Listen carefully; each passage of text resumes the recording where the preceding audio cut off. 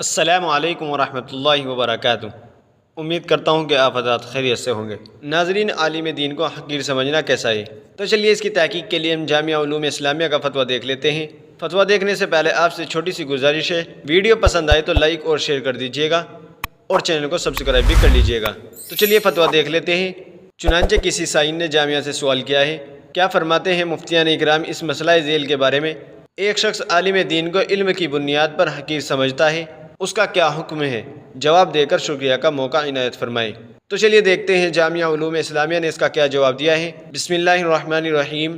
کسی سبب یا عداوت کے بغیر کسی عالم دین کی اہانت کرنا اور اس کو حقیر سمجھنا در حقیقت علم دین کی اہانت ہے، اور علم دین کی اہانت کو کفر قرار دیا گیا ہے۔ اس اہانت سے سلب ایمان کا اندیشہ ہے، لہذا ایسے شخص پر توبہ، ایمان و نکاح کی تجدید اور آئندہ اس قسم کے کلمات سے مکمل اجتناب ضروری ہے۔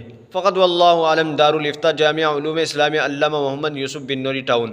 ناظرین، امید ہے کہ مسئلہ آپ کی سمجھ میں آ گیا ہوگا۔ ویڈیو اچھی لگی ہے تو لائک کریں، شیئر کریں اور چینل کو سبسکرائب بھی کر لیجیے گا۔ تو چلیے پھر ملتے ہیں کسی دوسری ویڈیو میں۔ السلام علیکم ورحمۃ اللہ وبرکاتہ۔